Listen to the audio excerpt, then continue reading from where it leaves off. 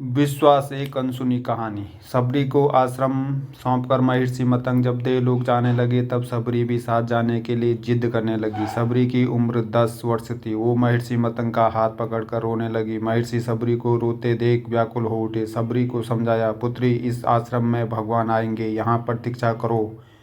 अबोध सबरी इतना अवश्य जानती थी कि गुरु का वाक्य सत्य होकर रहेगा। उसने फिर पूछा, कब आएंगे? महर्षि मतंग त्रिकालदर्शी थे। वे भूत भविष्य सब जानते थे। वे महर्षि सबरी के आगे घुटनों के बल बैठ गए। सबरी को नमन किया। आसपास उपस्थित सभी ऋषिगण असमंजस में डूब गए। ये उलट कैसे हुआ? गुरु यहाँ शिष्य को नमन करे, यह कैसे हुआ? महर्षि की के तेज के आगे कोई बोल न सका। महर्षि मतंग बोले, पुत्री, अभी इनका जन्म नहीं हुआ है। अभी दशरथ जी का लग्न भी नहीं हुआ है। उनका कौशल्या से विवाह होगा, फिर भगवान की लंबी प्रतीक्षा होगी। फिर दशरथ जी का विवाह सुमित्रा से होगा, फिर प्रतीक्षा, फिर उनका विवाह कैकेयी से होगा, फिर प्रतीक्षा, फिर वो जन्म लेंगे, फिर उनका विवाह माता जानकी से होगा, फिर उन्हें 14 वर्ष वनवास होगा और फिर वनवास के आखिरी वर्ष माता जानकी का हरण होगा।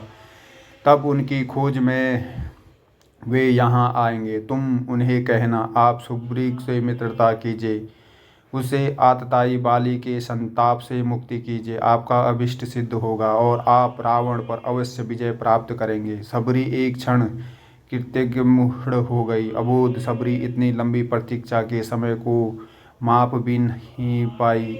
वो फिर अधीर होकर पूछने लगी, इतनी लंबी प्रतीक्षा कैसे पूरी होगी गुरुदेव? महर्षि मतंग बोले, हे ईश्वर, है अवश्य ही आएंगे, यह भावी निश्चित है। लेकिन यदि उनकी इच्छा हुई तो काल दर्शन के इस विज्ञान को परे रख कर वे अभी भी आ सकते हैं। लेकिन आएंगे अवश्य। जन्म मरण से परे उन्हें जब जबरदस्त हुई तो प्रहलाद के लिए लंबे खंबे से भी निकल आए थे। इसीलिए प्रतीक्षा करना, वे कभी भी आ सकती है। तीनों काल तुम्हारे गुरु के रूप में मुझे याद रखेंगे।